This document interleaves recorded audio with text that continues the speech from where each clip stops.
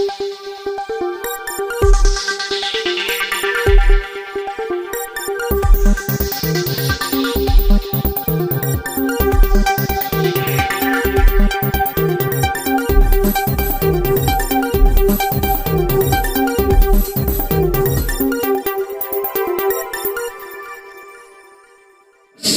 से 17 के बीच में आप देख लीजिए ना, आपकी जो प्रोग्रेस है वही मैं बता रहा हूं। चलिए, आप लगाते थे, आप पे अन्नदाता किसान का विश्वास नहीं था, और परिणाम क्या है आप देख लीजिए। 12 से 17 के बीच में हम मानते हैं, हाँ,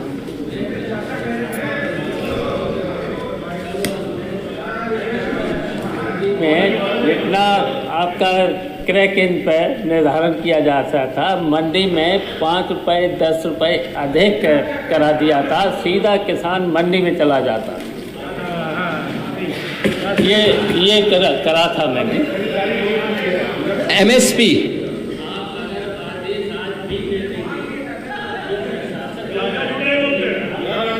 कभी क्रय केंद्र पर जाएगा ही नहीं किसान, सीधा मंडी में चला जा, आ जाएंगे आपने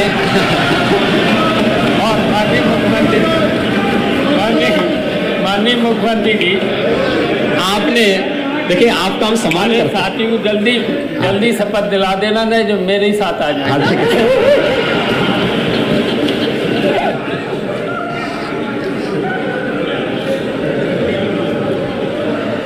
आपने शिवपाल जी, आपने अगर ये इमला सत्ता में रहते हुए भतीजे को पढ़ाया होता ना, तो संभवतः कुछ अन्नदाता किसानों का हित हो गया होता। लेकिन भतीजा है कि सुनने को तैयारी नहीं आपकी बात को। तो इंजीनियर हो गए, फिर मुख्यमंत्री हो गए।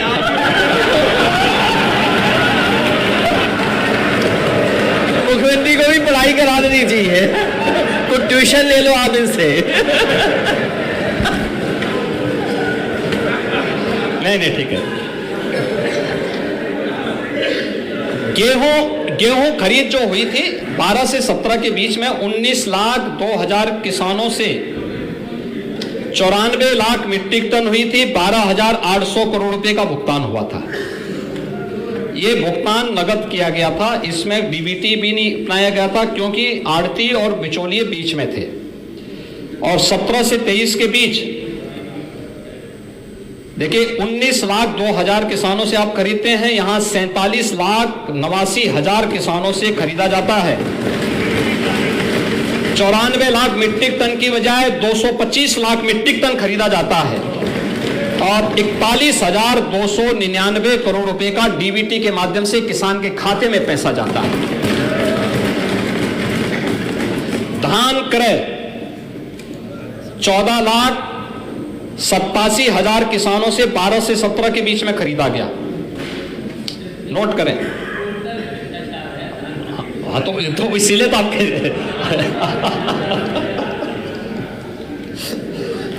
14,87,000 किसानों से धान खरीदा गया 12 से 17 के बीच में, और 17 से 23 के बीच में 53,68,600 से अधिक किसानों से खरीदा गया।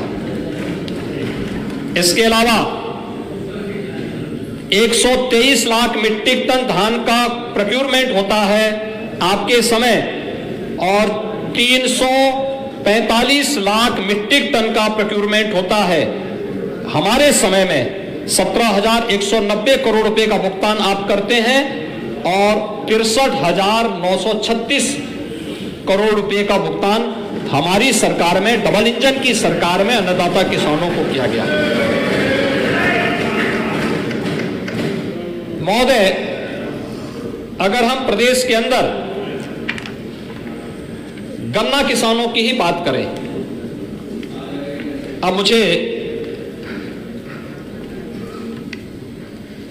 आश्चर्य होता है कि किस मुंह से नेता विरोधी दल यहां पे किसानों की बात करते हैं, और हमारे लोक दल के साथी कैसे इनकी बातों को झेल लेते हैं। ठीक ही बात है, झेलना ही है।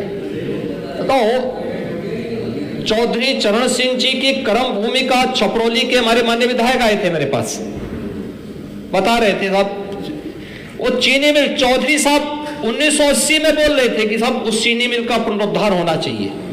4 बार समाजवादी पार्टी सरकार रही, नहीं कर पाई। और मुझे बताते हुए प्रसन्नता है कि चौधरी साहब के सपने को साकार हमारी सरकार ने किया।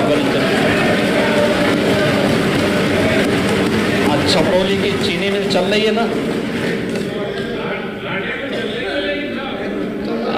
सौदेबाजी और जो है मुनाफा भी कमा लेगी।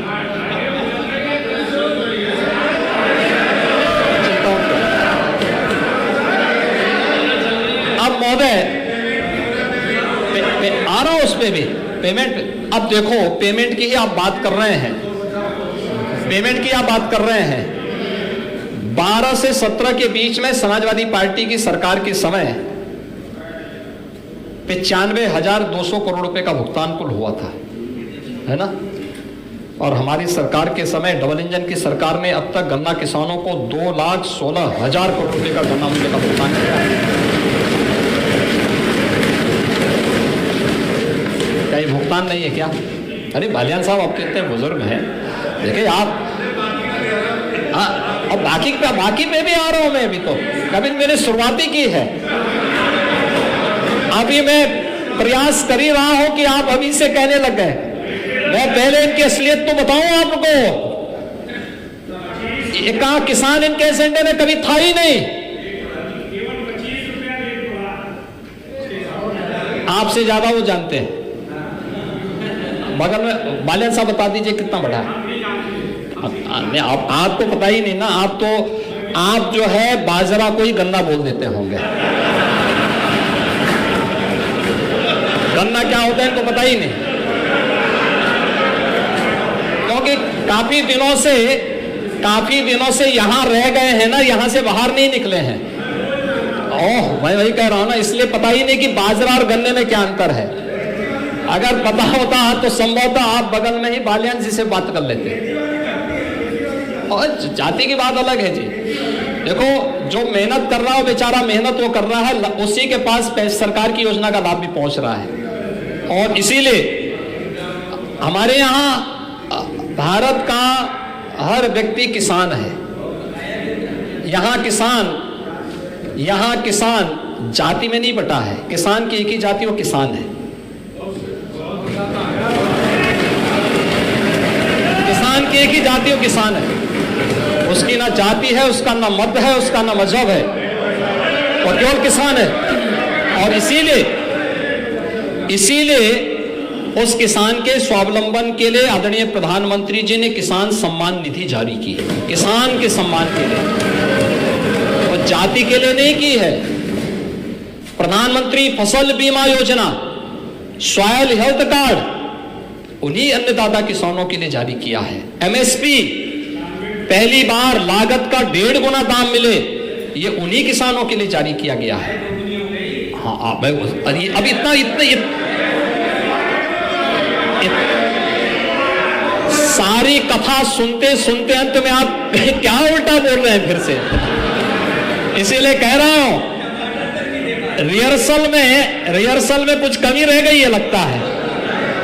चच्चू कुछ तो सिखाया करो। अब इस समय तो फुर्सत होगी, थोड़ा समय का उपयोग कर लो।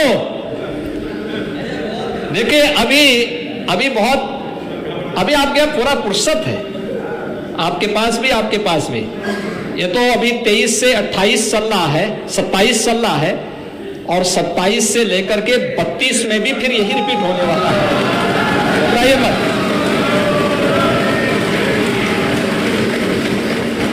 और ये तय है कि चच्चू अगर आपने अभी से निर्णय नहीं लिया तो 27 में सबसे पहले क्लीन बोर्ड आप ही होने वाले हैं।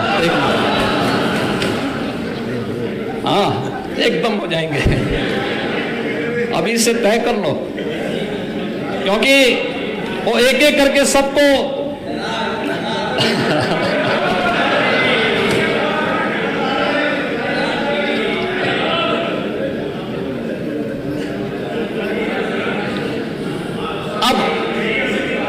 लोकदल से जुड़े हुए हमारे जो माननीय सदस्य हैं थोड़ा उस आंकड़े सुने।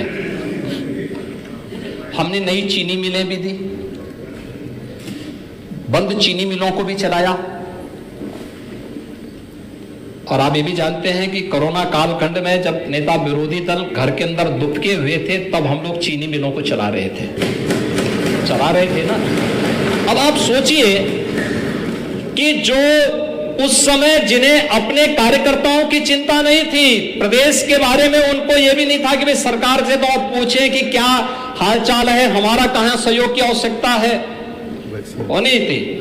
उल्टा वैक्सीन का विरोध करने के लिए चल दी है, वैक्सीन का विरोध। आप सोचिए, आज दुनिया कह रही है, भारत दुनिया में पहला देश है जिसने 220 करोड़ वैक्सीन की फ्री डोजेज अपने नागरिकों को दी।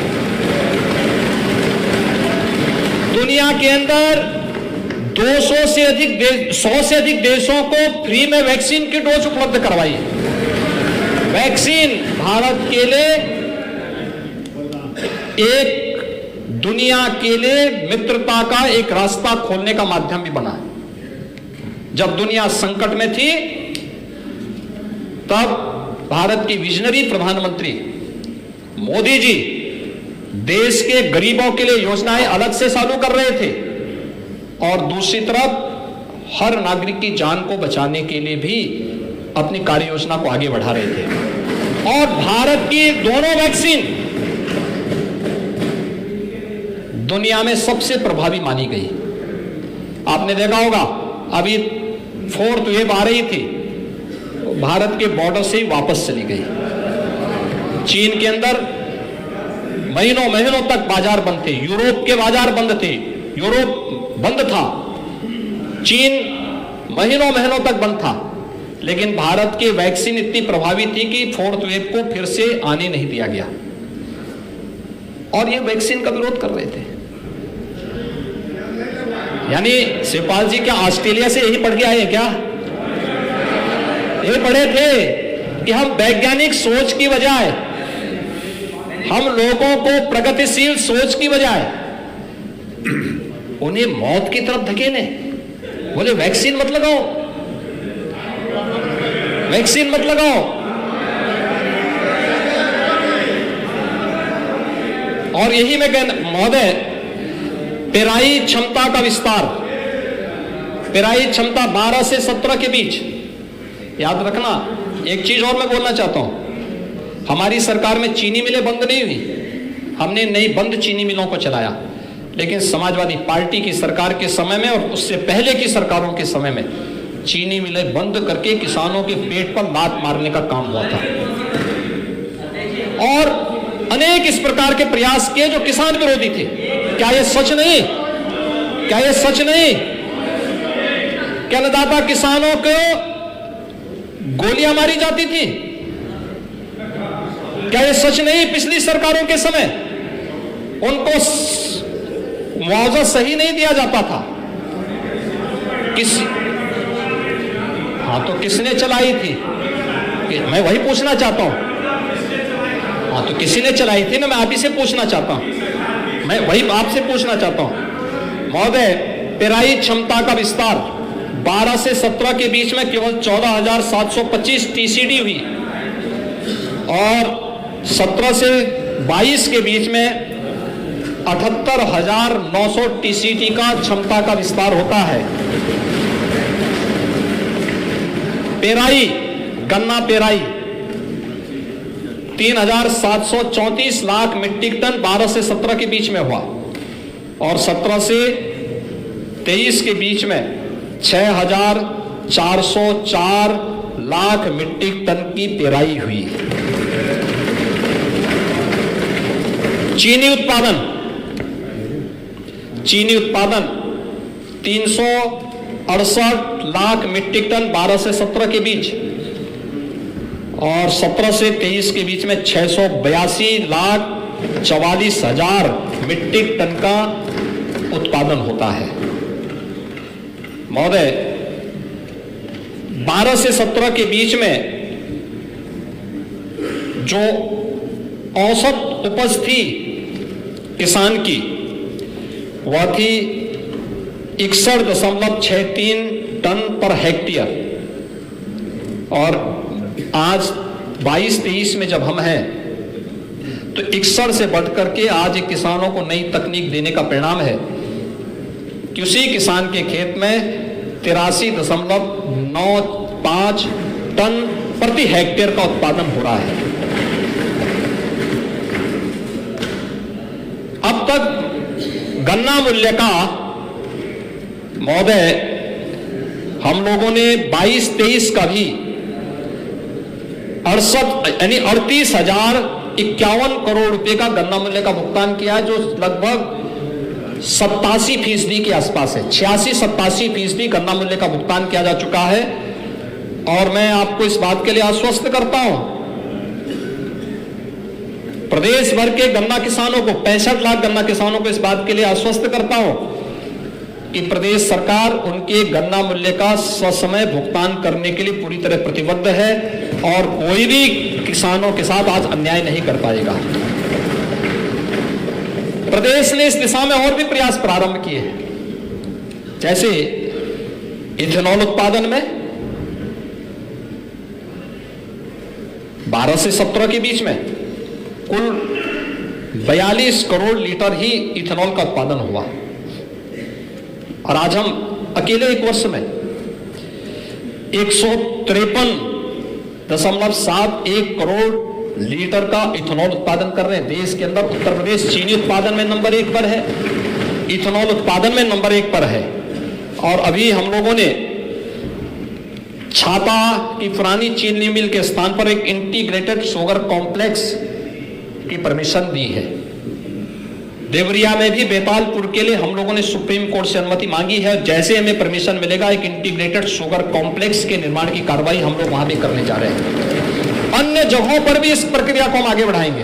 किसान की आमदनी को बढ़ाने के लिए सरकार के स्तर पर ये सभी प्रयास प्रारंभ किए गए हैं, और सरकार अन्नदाता किसानों के हित के लिए इसे तेजी के साथ आगे बढ़ाने के लिए तैयार है।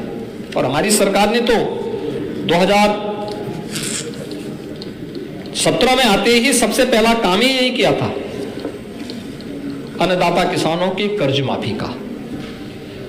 सपा की कुशासन से त्रस्त वे किसान जो आत्महत्या कर रहे थे, कर्ज के तले दब चुके थे, उन सभी को उससे मुक्त करने के लिए उस समय प्रदेश सरकार ने लाखों किसानों के कर्ज माफी की कार्रवाई को आगे बढ़ाया था, और सरकार उस दिशा में निरंतर प्रयास कर रही है। महोदय, मुझे आश्चर्य होता है कि प्रदेश की उपलब्धियों पर गर्व करने की बजाय नेता विरोधी दल प्रदेश के मुख्यमंत्री रहे हैं, और कम से कम इनको प्रदेश की उपलब्धियों पर गौरव की अनुभूति करनी चाहिए। सरकार सत्ता पक्ष के लोग हैं, लेकिन विपक्ष भी तो इस प्रक्रिया का एक हिस्सा है। हमने तो समय समय पर हमें सस्टेनेबल डेवलपमेंट गोल्स पे चर्चा करनी थी। ये सस्टेनेबल डेवलपमेंट गोल्स एक गरीबी हटाओ के लिए था, शिक्षा के क्षेत्र में, स्वास्थ्य के क्षेत्र में, कृषि और जल संसाधन के क्षेत्र में, पर्यावरण को बचाने के लिए हमारे स्तर पर क्या प्रयास किए जा रहे हैं, क्या हमें करना है, किसे अचीव करना है, इस दिशा में हमारे प्रयास क्या होने चाहिए, इसकी चर्चा। और मुझे प्रसन्नता है कि उत्तर प्रदेश की इस माननीय सदन ने 36 घंटे से अधिक समय तक इसमें चर्चा की, और कुछ निष्कर्ष पर वे लोग पहुंचे थे।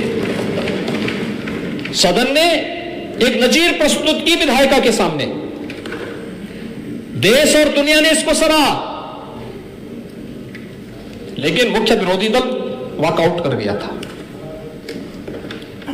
मैं धन्यवाद दूंगा, तब भी चच्चू ने हिम्मत की थी आने की। उस समय आप आए थे ना, आपने चर्चा में भाग लिया था, और यह दिखाता है कि आपके मन में कुछ अच्छा करने का कभी प्रयास होता है, लेकिन थोड़ा हिम्मत नहीं कर पाते। अरे फिर वही बात कर रहे हैं, हम सच्चाई बोले तो आप नफरत की बात करते हैं। यानी हम उनके हित की बात करें, आपके बगल में बैठे हैं, आपकी बुद्धि में नहीं आ रहा तो कम से कम उनको तो सही दिशा में चलने दो। महोदय, अब वृक्षारोपण के लक्ष्य को प्राप्त करने के लिए प्रदेश सरकार के द्वारा जो ड्राइव प्रारंभ किया गया है, उनको चेक डैम अच्छे नहीं लगते, अमृत सरोवर की कार्रवाई अच्छी नहीं लगती। अच्छा होता, कितना अच्छा होता कि नेता विरोधी दल भी जाते, किसी अमृत सरोवर में खड़े होकर के एक सेल्फी लेकर के अपलोड कर लेते। आप ही अपना एक बना दीजिए ना, आप ये बना करके तैयार कर दीजिए, लेकिन ये कह देना, अरे आप ही बना करके अपने एक मॉडल खड़ा कर दीजिए, सफाई में एक मॉडल दे दीजिए आप। और वही हम कह रहे हैं ना कि आप कुछ करते लेकिन अपने स्तर पर करना कुछ नहीं। हर एक चीज के लिए इन लोगों के पास अलग अलग जो है इनके पास मुद्दे होते हैं और इनके पास अपने बहाने भी होते हैं। और महोदय, इसीलिए यानी वृक्षारोपण के इस महाअभियान के साथ सरकार जुड़ी हुई है, सर्वत्र सराहना हो रही है, दुनिया इसको बहुत पॉजिटिव वे में लेती है। दुनिया का सबसे बड़ा जो राज्य है दुनिया के लिए, वह कार्बन इमिशन में कितना योगदान दे रहा है, यह जानने की एक रुचि है। लेकिन नेता विरोधी दल को लगता है कि ये सब फालतू है, ये सब कागजों में है। कागजों में कौन थे? जो कागजों में थे और जिनके कारनामे केवल नारों में बोलते थे, उन्हें तो जनता पहले ही ठुकरा चुकी है। वो तो एक बार नहीं, दो बार नहीं, 4-4 बार उनको जवाब दे चुकी है। और उसके बाद भी अभी आंखें नहीं खुल रही, अभी भी आपको ये सब कागजी लगते हैं। इतना बड़ा अभियान, स्कूली बच्चे इसके साथ जुड़े, हर ग्राम पंचायत जुड़ी, हर नगर निकाय वार्ड जुड़े, हर स्तर का जनप्रतिनिधि जुड़ा, ग्राम पंचायत सदस्य से लेकर के और संसद सदस्य तक इस अभियान का हिस्सा बना। और ये इन्हें कागजी दिखाई देता है, यानी ये भी कागजी है। आप कभी अपने आवास के बाहर निकले तो आपको पेड़ दिखाई दे, ओ इसीलिए कह रहे हैं ना, उससे बाहर आपको दिखाई भी नहीं देता है। और महोदय, मुझे बताते हुए प्रसन्नता है कि प्रदेश ने 2017 से 23 के बीच में, आंकड़े थोड़ा ठीक कर लें, 162 करोड़ रुपए, 162 करोड़ से अधिक वृक्ष अब तक प्रदेश के अंदर लगाए हैं, जिससे 12,80,000 हेक्टेयर लैंड आच्छादित हुई है, प्रदेश के अंदर आच्छादित हुई है, वन आच्छादन बढ़ाने में जो योगदान दे रहे हैं। और महोदय, अगर FRI देहरादून के स्टेट ऑफ फॉरेस्ट रिपोर्ट के अनुसार 15 से 21 के बीच में, यानी उस दौरान जब प्रदेश के अंदर 41,700 हेक्टेयर में वृद्धि को उन्होंने इस दौरान दिखाया था, और उन्होंने इस बात को कहा था कि कुल वनावरण तथा वृक्षारोपण में लगभग 80,000 हेक्टेयर की वृद्धि इस दौरान दर्ज की गई है। प्रदेश के अंदर 2017 से लगातार हम लोग इस दिशा में कार्य कर रहे हैं। 2017-18 से लेकर के 2022-23 यानी गत वर्ष तक हम लोगों ने 131 यानी 131 करोड़ 98 लाख पौधों का रोपण किया है, जिससे 54 लाख मीट्रिक टन कार्बन अवशोषण में भी मदद मिली है। और प्रदेश सरकार के द्वारा जो लक्ष्य रखा गया है कि जब उत्तर प्रदेश $1 ट्रिलियन की इकोनॉमी बनेगा, उस समय तक प्रदेश के वन आच्छादन को 9% से बढ़ाकर के हम 15% तक ले जाने का काम भी करेंगे। 15% तक वन आच्छादन का मतलब 72 मिलियन टन कार्बन डाइऑक्साइड के अवशोषण के लिए हम लोग एक मैकेनिज्म ही प्राकृतिक रूप से प्रदेशवासियों को उपलब्ध करवाने का कार्य करेंगे। और मैं उन सभी नागरिकों का, उन सभी लोगों का जिन लोगों ने वृक्षारोपण महाअभियान में भाग लेकर के इसे सफलता की नई ऊंचाइयों तक पहुंचाने में योगदान दिया, अकेले एक दिन 22 जुलाई की तिथि, एक दिन में 30 करोड़ वृक्ष प्रदेश के अंदर लगे। मैं स्वयं बिजनौर और मुजफ्फरनगर गया था। बिजनौर में विदुरकुटी में और मुजफ्फरनगर में जो भागवत भूमि है, सुखतीर्थ में, इन दोनों जगहों पर मुझे इस महाअभियान के साथ जुड़ने का अवसर प्राप्त हुआ था। और अभी 15 अगस्त को 5 करोड़ वृक्षारोपण के एक बड़े अभियान को फिर वन विभाग को नोडल विभाग बनाकर के इस कार्यक्रम को हम आगे बढ़ाएंगे, जिसमें हर प्रमुख स्तर पर भारत के महान स्वतंत्रता संग्राम सेनानियों, भारत के वीर शहीदों और अमर जवानों के लिए उनकी स्मृति में अमृत वाटिका का रोपण भी होगा। हर एक ग्राम पंचायत में, हर नगर निकाय में और हर प्रमुख स्थल पर इस प्रकार के कार्यक्रम होने जा रहे हैं। और मुझे लगता है कि मैं उन सभी महानुभावों का हृदय से आभारी हूं जो इस अभियान के साथ जुड़े थे और जुड़ रहे हैं। महोदय, नेता प्रतिपक्ष को महंगाई के बारे में भी उनकी मुंह से मुझे बात सुन के अच्छा लगा कि चलिए, महंगाई का उनको एहसास नहीं होगा, लेकिन महंगाई के बारे में कुछ तो उन्होंने बोला। महंगाई के लिए बोलना तो आसान है, और आश्चर्य होता है कि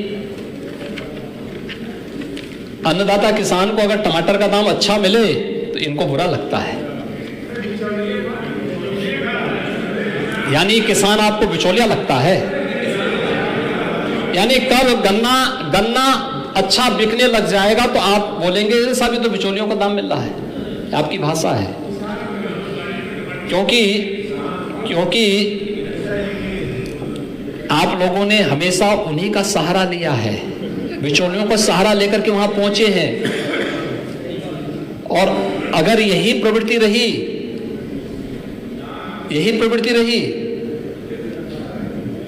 तो 27 में वहां भी बैठने लायक नहीं बचेंगे।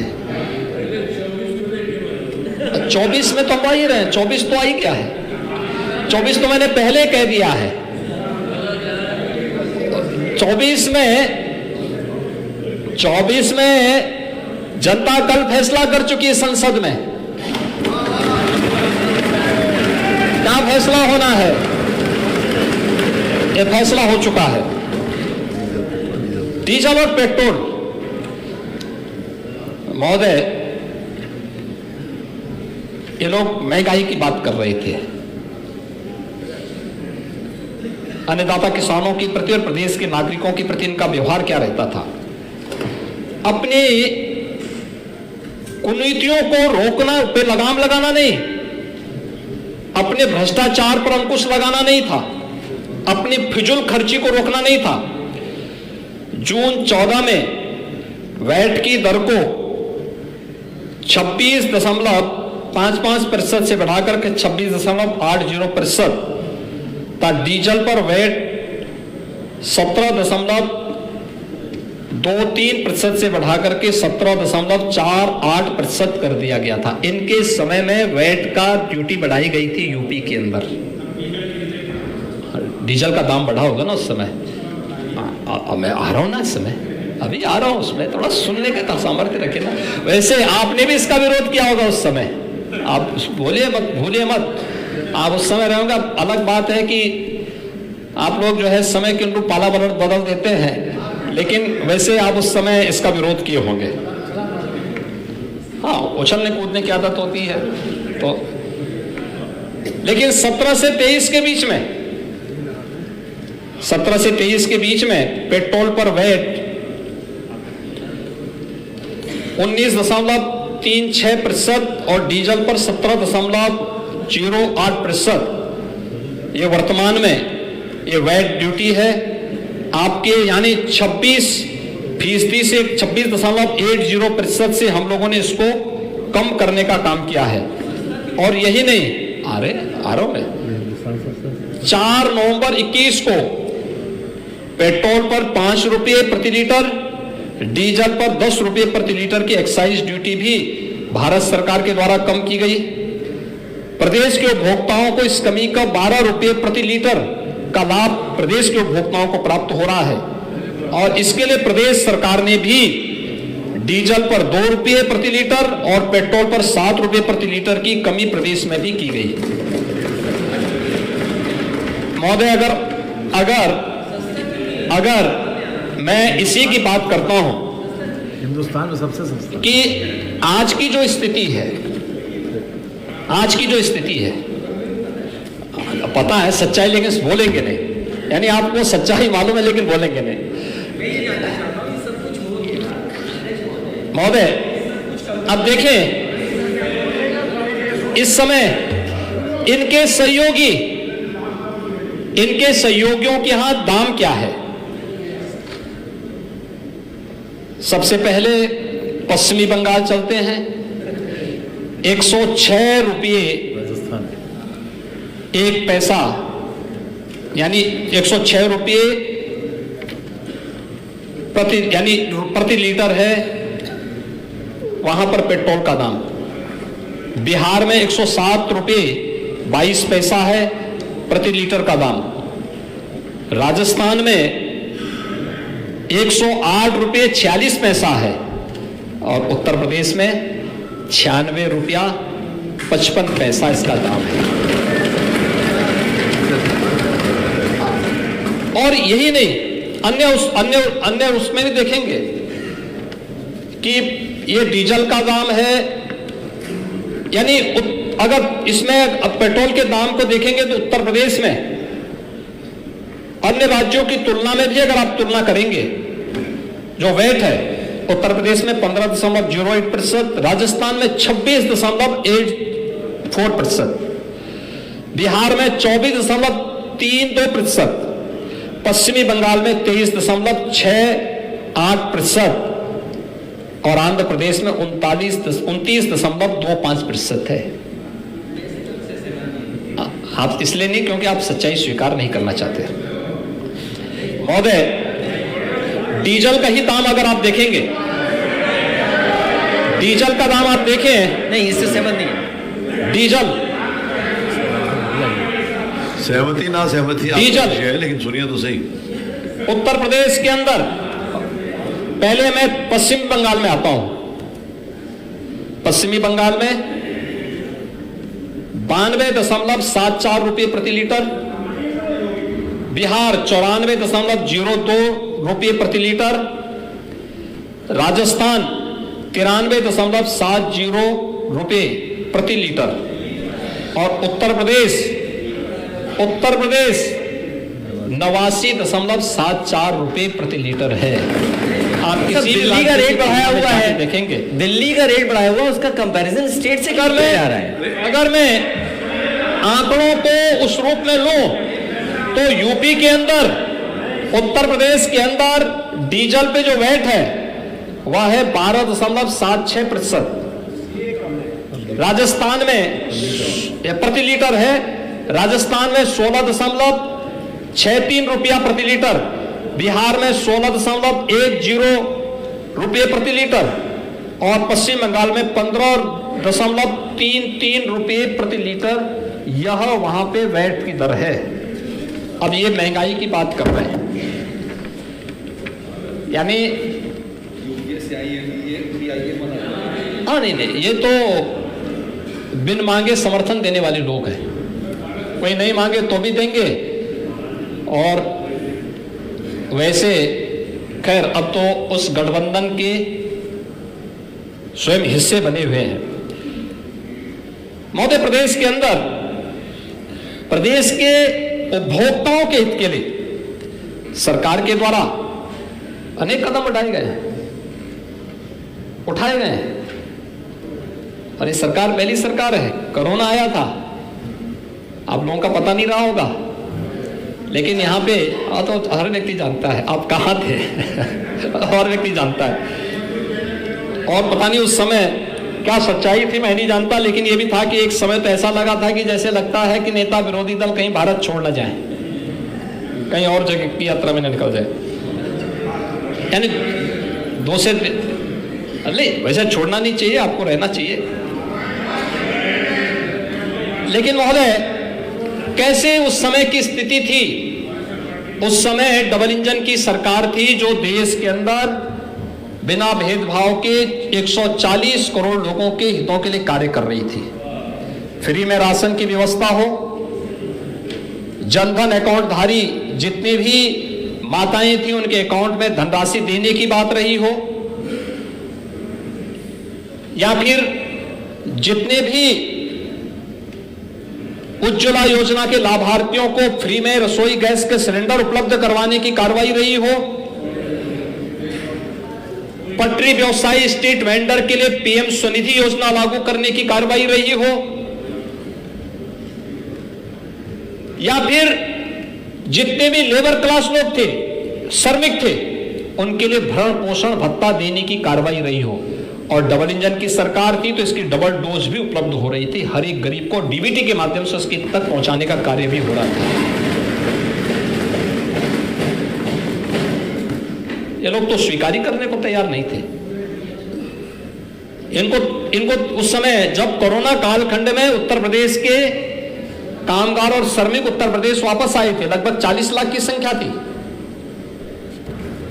तब बीजेपी और सहयोगी दलों के कार्यकर्ता, राष्ट्रीय स्वयंसेवक संघ के स्वयंसेवक सड़कों पे उनकी सेवा के लिए लग करके उन्हें सुरक्षित उनके घरों तक पहुंचाने के लिए पुलिस की मदद कर रहे थे। कहीं समाजवादी पार्टी नहीं, कहीं समाजवादी नहीं, एक भी जगह नहीं था। हमें पूछना चाहते हैं, एक भी जगह इनकी शकल नहीं दिखी। इनको सामान्य दिनों में सांड नजर आते हैं, लेकिन 40 लाख लोग जो अपने घरों के लिए आ रहे थे वे नजर नहीं आ रहे थे, वे नजर नहीं आ रहे थे। और ये डबल इंजन सरकार की ताकत है। इसने उत्तर प्रदेश के पोटेंशियल को जागृत किया, उत्तर प्रदेश के परंपरागत उद्यम को आगे बढ़ाया और वन डिस्ट्रिक्ट वन प्रोडक्ट के माध्यम से एमएसएमई को एक नई ऊंचाइयां देने का कार्य किया। और नई ऊंचाइयां देने का परिणाम था कि जितने कामगार और श्रमिक आए थे वे सभी वापस जहां जहां उनको कार्य मिल सकता था अपने गांव, अपने जनपद में ही उनको कार्य मिला, और वे आज भी सफलतापूर्वक उत्तर प्रदेश के विकास में योगदान दे रहे हैं। पौधे परिणाम है उत्तर प्रदेश के अंदर। आखिर समाजवादी पार्टी मंडी की बात करती, एक भी पैक हाउस बनाए थे क्या इन लोगों ने? इनको फुर्सत ही नहीं थी, पता नहीं होगा पैक हाउस, उनको पता नहीं होगा। चचा के साथ थोड़ा मिलेंगे तो थोड़ा और कुछ सिखा देंगे वो। चचा देख के आओ एक बार, ठीक है ना, यहाँ पे मलियाबाद में एक बार जाके देख लेना। और हाँ, थोड़ा लेके जाओ कभी, एक बार लेके जाओ भाई। देखिए, हमें भेदभाव नहीं करना चाहिए, हमें इसमें भेदभाव नहीं करना चाहिए। और ये किसानों की आमदनी को बढ़ाने के चल रहे, आम की मंडी के लिए पैक हाउस बनाए गए। एक्सपोर्ट करने के लिए उसको एक स्पेस चाहिए था, और इसीलिए हम लोगों ने इस कार्रवाई को आगे बढ़ाया है। महोदय, उत्तर प्रदेश का एक्सपोर्ट बढ़ता है। 86,000 करोड़ रुपए से आज लगभग 2 लाख करोड़ रुपए के आंकड़े को उत्तर प्रदेश छू रहा है। लेकिन नेता विरोधी दल को यह पसंद नहीं है कि उत्तर प्रदेश में एक्सपोर्ट का हब बने। उनको लगता है, नेता विरोधी दल मुझसे पूछ रहे थे, मुझे आश्चर्य हो रहा था कि एक राजनीतिक दल के नेता के द्वारा इस प्रकार के प्रश्न किए जा रहे हैं। और प्रश्न भी किस प्रकार के थे कि उत्तर प्रदेश की इकोनॉमी क्या $1 ट्रिलियन की हो पाएगी? उन्हें इसलिए शक है क्योंकि 1947 से लेकर के 2016-17 तक इन लोगों ने इस दिशा में कोई प्रयास नहीं किया, उस प्रकार का विजन भी नहीं था। और मैं क्या कर रहा हूं, मैं आपकी बात कर रहा हूं जी।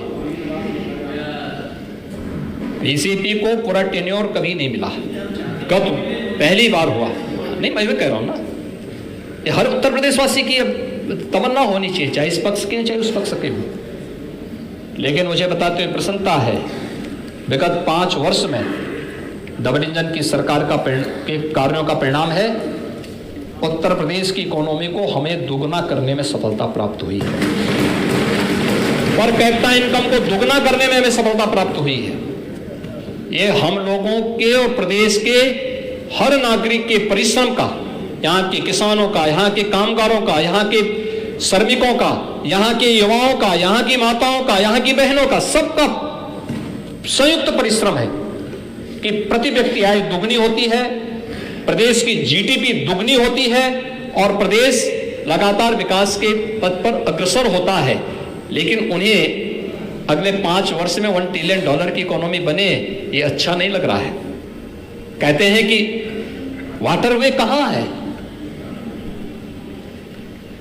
परिवहन मंत्री पता नहीं यहां है कि नहीं है। अगर नहीं है तो कम से कम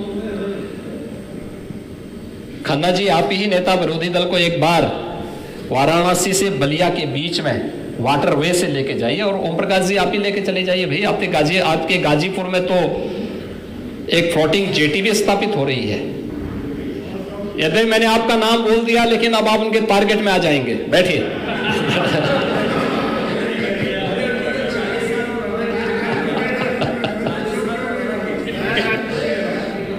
बलिया, वाराणसी, गाजीपुर होते हुए और बलिया तक लेके चले जाएंगे तो कम से कम देखेंगे कि वाटरवे चालू हो रहा है कि नहीं हो रहा है, वाटरवे का उपयोग हो रहा है कि नहीं हो रहा है।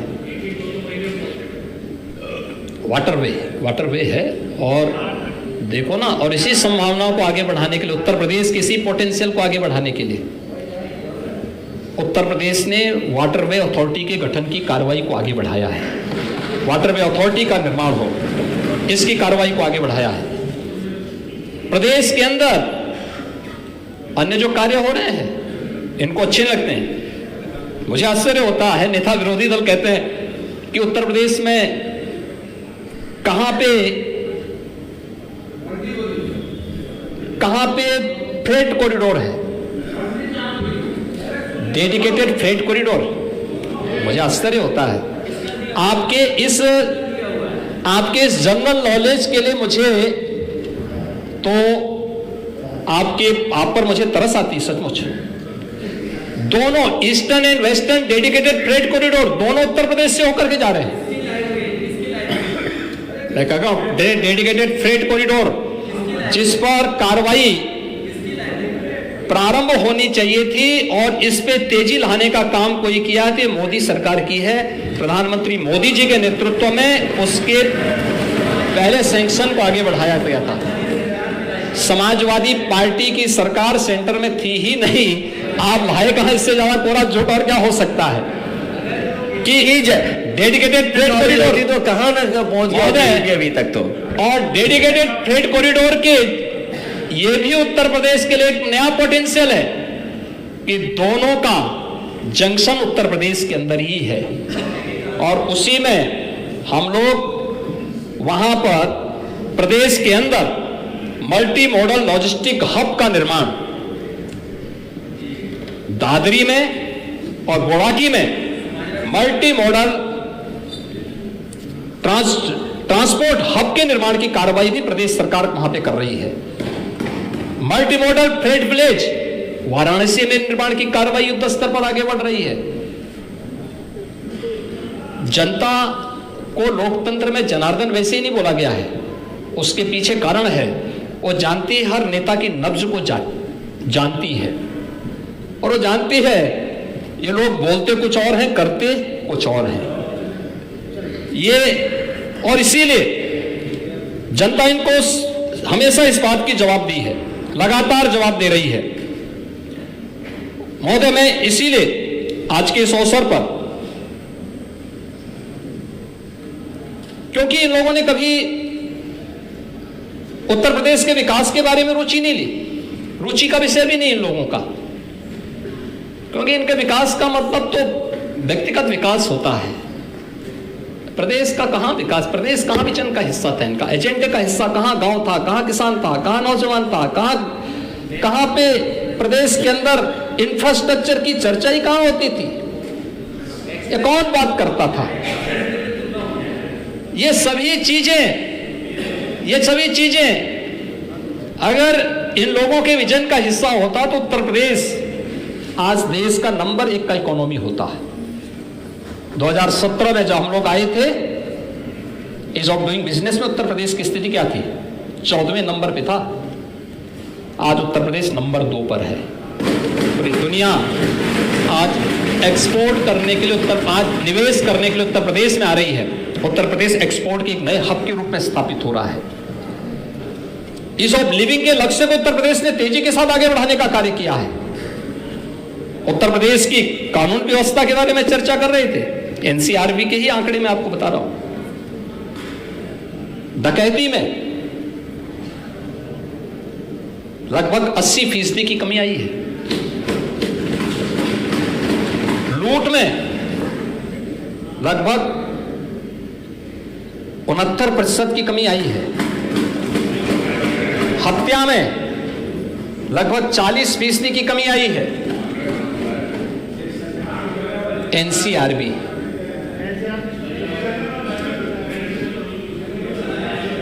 मैं आ रहा हूं उस पे भी भाई, उसमें भी आ रहा हूं भाई। अभी मेरठ की जो बात आपने की है ना, उस पे भी मैं आ रहा हूं। बलवा में लगभग 61% की कमी आई है और रोड होल्ड अप में 100% की कमी आई है।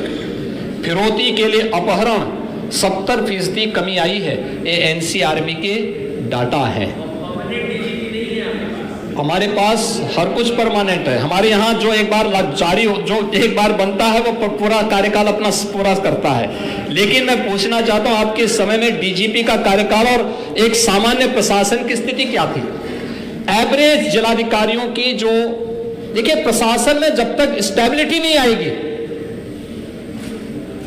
तब तक आप विकास की प्रक्रिया को आगे नहीं बढ़ा सकते। आपके समय में 6 महीने थी, आज एवरेज 18 महीने है। यह पर्याप्त है जानने के लिए। और एवरेज के नियम को भी जानना है तो एक बार चच्चू के पास थोड़ा बैठिए तो और अच्छा गणित समझा देंगे। महोदय, मुझे आश्चर्य होता है, कांवड़ यात्रा में पुष्प वर्षा से भी नेता विरोधी दल को थोड़ा परेशानी हो गई।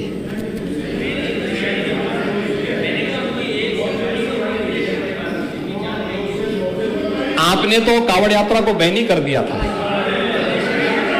हमने तो चालू कर दिया। और हमारी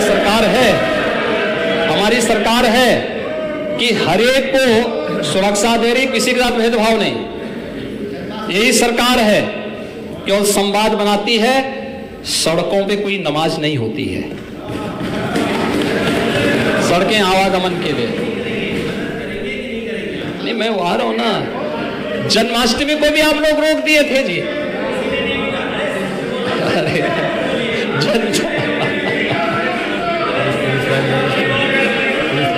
इन्होंने बैन कर दिया था जन्माष्टमी को। जब मैं 17 में आया, मैंने पूछा भी क्या जन्माष्टमी, उन्होंने कहा साहब ये तो सरकार ने बैन लगा रखा है। मैंने कहा क्यों?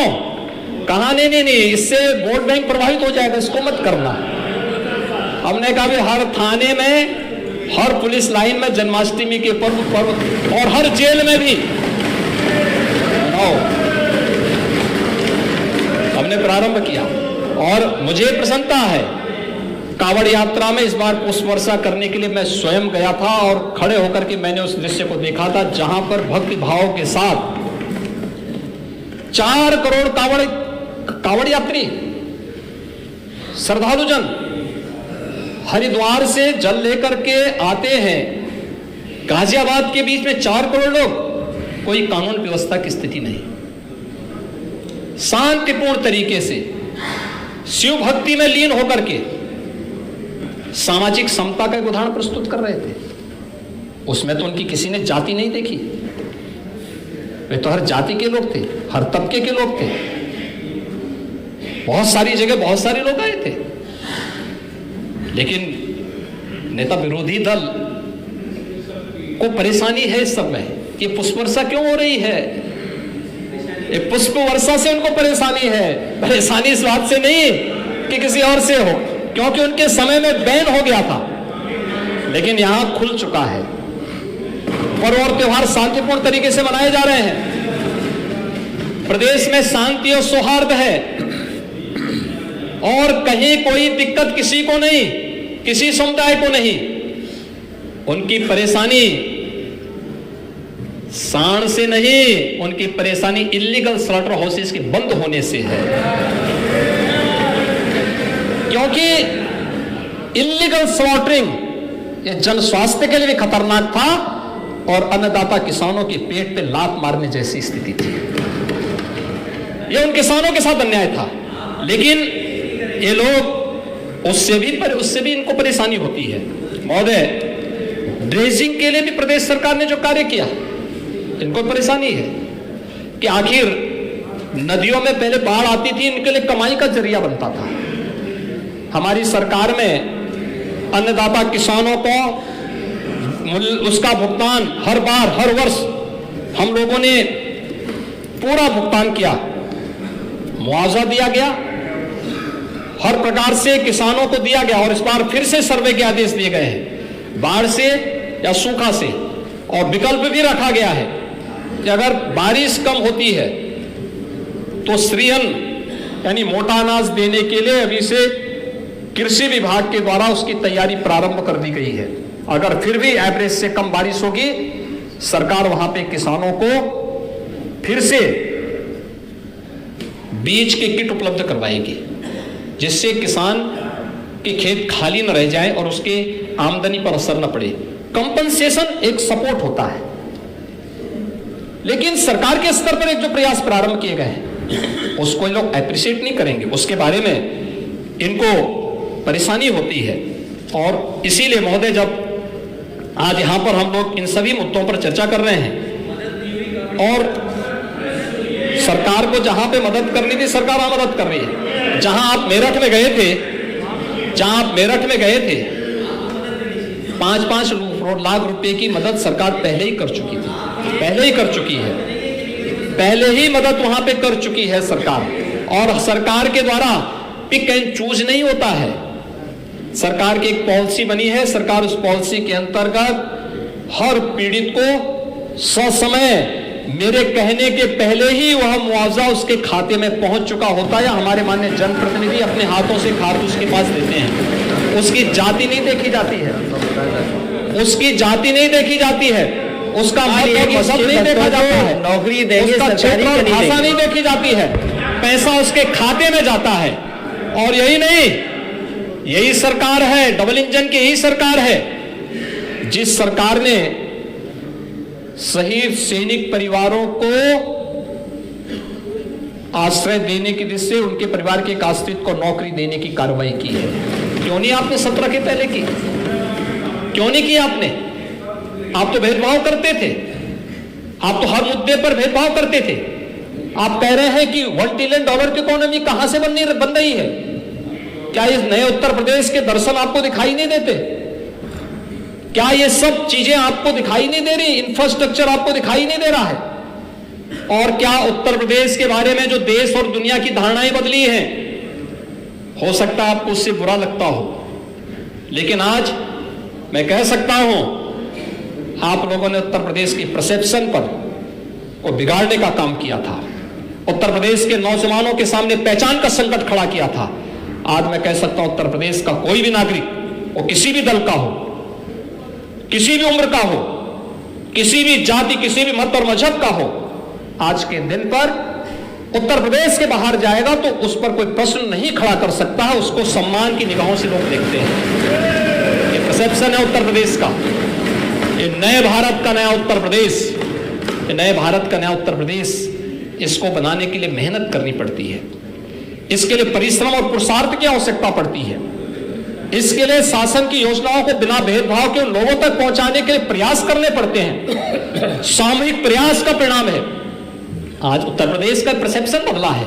लोग उत्तर प्रदेश के बारे में अच्छी धारणा बनाते हैं। आज लोग उत्तर प्रदेश में निवेश करने के लिए आना चाहते हैं, और नहीं तो इससे पहले जो था वो भी बाइंड अप होकर भाग रहा था। हर व्यक्ति के सामने स्वयं के जान के लाले पड़े हुए थे। इन लोगों के पास कोई विजन नहीं था। आज तो हम लोग कार्य कर रहे हैं, तब परिणाम सामने आ रहे हैं, और उसी परिणाम को आगे बढ़ाने की दिशा से आज जब यहां पे मुझे आश्चर्य हो रहा था, मैं देख रहा था नेता विरोधी दल जब अपना भाषण कर रहे थे, तो भाषण के दौरान बाढ़ और सूखा पे बोलने की बजाय सब कुछ बोल रहे थे। यानी इस मुद्दे की बजाय अन्य मुद्दों को छू रहे थे। मैं सोच रहा था कि $1 ट्रिलियन की इकोनॉमी पे एक बार हम चर्चा कराएंगे सदन में, लेकिन वो उसी को, और आप जिस दिन करेंगे, मैं तो कह रहा हूं कि एक बार 36 घंटे की चर्चा इस पे हो ही जाए, और सस्टेनेबल डेवलपमेंट गोल की तरह ही चर्चा हो थोड़ा इस पे। ये लोग गरीबों की बात करते हैं, और गरीबों की बात करते हैं लोग सस्टेनेबल डेवलपमेंट गोल पे चर्चा के दौरान भाग गए थे।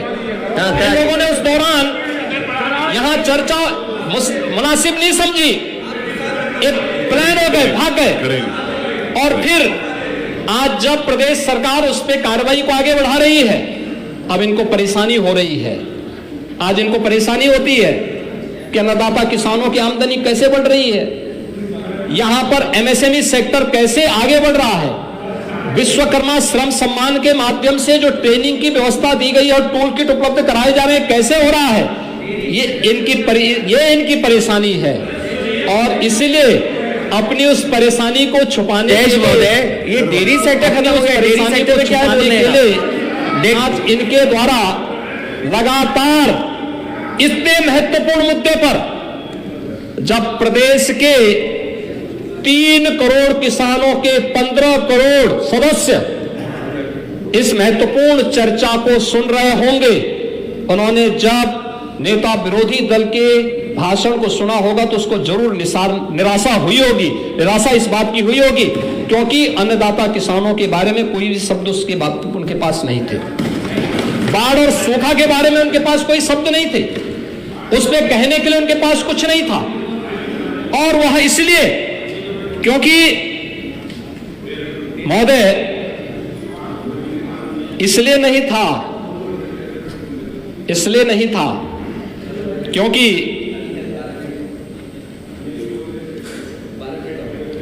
आपको एक रास्ता मिल जाएगा। यानी वास्तव में अगर आप समस्या का समाधान करना चाहते हैं तो आपको एक रास्ता मिल जाएगा, लेकिन जब आप समाधान नहीं समस्या पे चर्चा करना चाहते हैं, यानी आप समाधान की आप न समस्या ही रख पाए और न समाधान की बात ही कर पाए। यहां तो सरकार ने समस्या को भी स्वीकारा था और समाधान के रास्ते भी निकाले हैं, लगातार निकाल रही है, लगातार उस समस्या का समाधान कर रही है।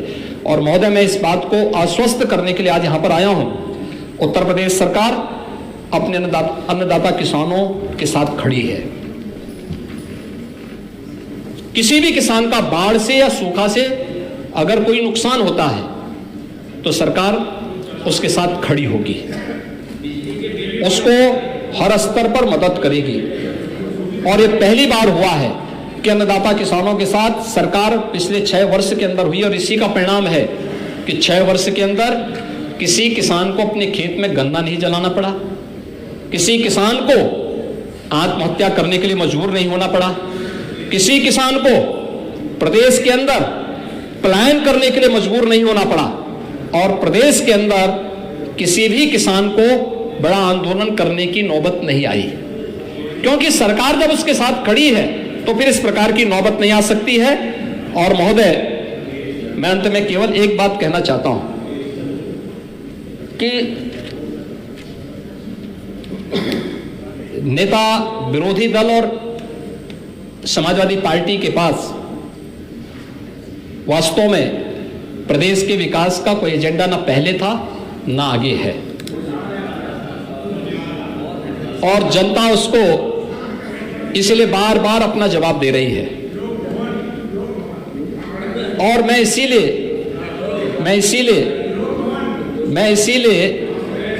आज के इस अवसर पर पहले आपका हृदय से आभार व्यक्त करता हूं, उन सभी किसानों का हृदय से धन्यवाद कर, उन सभी वक्ताओं का हृदय से धन्यवाद करता हूं।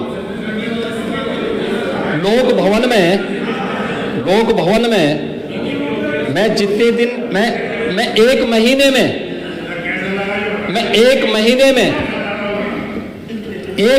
में जितने दिन बैठा हूं, मैं 5 वर्ष में मुख्यमंत्री कार्यालय में नेता विरोधी दल मुख्यमंत्री के रूप में नहीं बैठे होंगे।